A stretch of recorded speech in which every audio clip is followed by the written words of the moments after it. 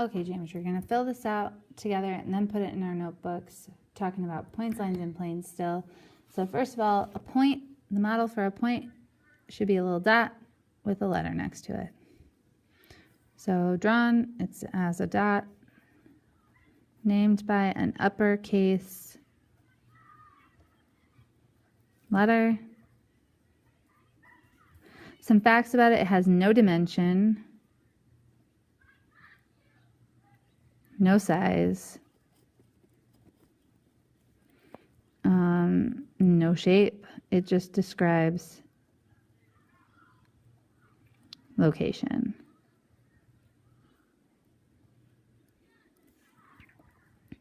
And some words or symbols, if we were to write it out, we would say the point A.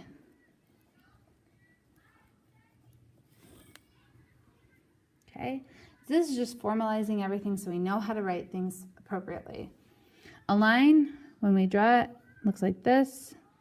Usually it's formed by 2 points, so like point A and point B. Or like I was talking about in class today, or Friday rather, you can name it with a cursive lowercase letter. So 2 points connected with arrows on either end.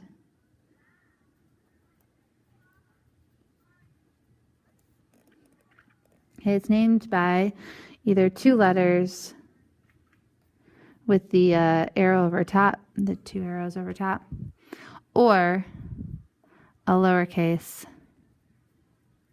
cursive letter.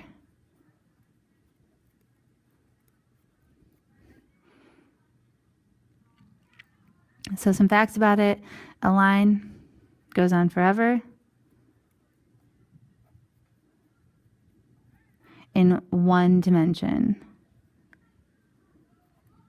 It's either left or right, or up and down, or this way. It's only 1 dimension, okay? So AB or line L.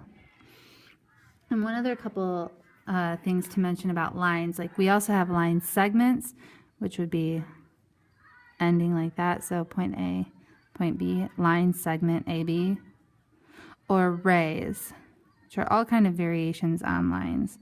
So we could have ray AB. And then lastly, a plane. So normally we draw a plane with like a parallelogram looking thing, and then it might have some points on it like X, Y, Z, or it might have a fancy uppercase letter in it like an S. Ooh. So drawn as a parallelogram.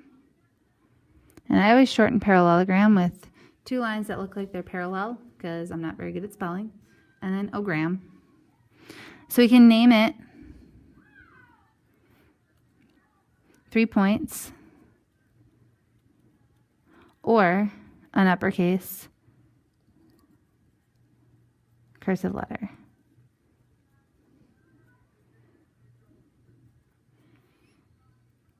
The plane goes on forever.